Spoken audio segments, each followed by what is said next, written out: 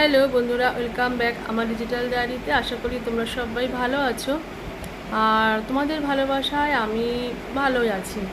আসলে ভালো আছি বলছি, আমরা দেখা হলে বা ফোনে আগে সবাইকে জিজ্ঞেস করি কেমন আছি, ভালো আছি বলি আমরা, কিন্তু সত্যি কি আমরা ভালো আছি আমি জানি না। তো যাই হোক, এখন বাজে প্রায় 12টা বাজতে যায় আর আমি এখন ওপরে আছি। ওপরে মানে বাপিমার ঘরে। তোমরা যারা মানে রেগুলার আমার ব্লগগুলো দেখো জানো যে বাবা মা আমার কাছে থাকে। আর এই গরম পড়েছে প্রচণ্ড, যেহেতু আমি একটু বেরিয়েছিলাম, আজকে এক জায়গায় গেছিলাম, তো সেখান থেকে এসে দেখলাম বড় মেয়ের খাওয়া হয়ে গেছে, ছোটো মেয়েকে তাড়াতাড়ি করে খাইয়ে দিলাম। তো বর বললো আজকে রাতে ভাত খাবে না, চিড়ে দই ফই কী সব খাবে, ছাতু খাবে হয়তো, জানি না আমি ঠিক। বললো ভাত আর করতে হবে না আমার জন্য, তো আমি বসাইনি, হয়তো চিড়ে ফিরে খেয়ে নেবে।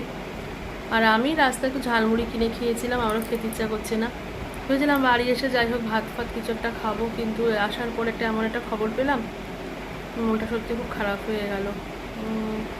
সত্যি কথা বলতে কি, এখন আমরা প্রতিটা দিন এমনভাবে কাটাচ্ছি, মানে সকাল হলে রাত পর্যন্ত মানে খালি ভাবি যে আজকে সব ঠিকঠাক যাবে তো। হয়তো আমার সব কিছু ঠিকঠাক যাবে, কিন্তু আমার পরিচিত হোক বা অপরিচিত হোক সবাই ঠিকঠাক থাকবে তো। অ্যাকচুয়ালি সত্যি কথা বলতে কি, সবার সঙ্গে এখন আমাদের এমন হয়ে গেছে, আত্মীয় স্বজন বলো বা যাই বলো, সবার সঙ্গে আমাদের সেরকমভাবে যোগাযোগটা সেভাবে হয়ে ওঠে না।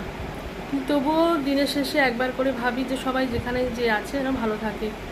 এই যেমন আজকেই দেখো বাড়িতে ঢুকলাম, সঙ্গে সঙ্গে মেয়ে একটা এমন খবর দিল যে মা যেন পেহেলগাঁওতে এরকম হয়েছে।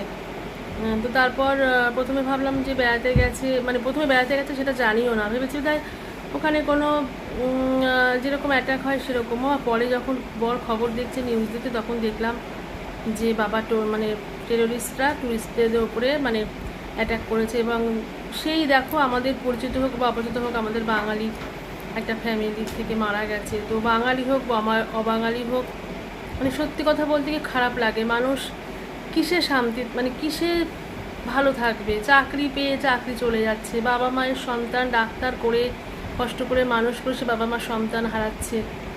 এবার মানে সত্যি কথা বলতে কি কিচ্ছু ভালো লাগে না। ঠিকভাবে ভাবলে না তোমার দেখবে, এটা আমার বলে না তোমারও, গভীরভাবে তুমি চিন্তা করে দেবে তুমি ভালো করে শান্তি করে ভাত খেতে পারছো না।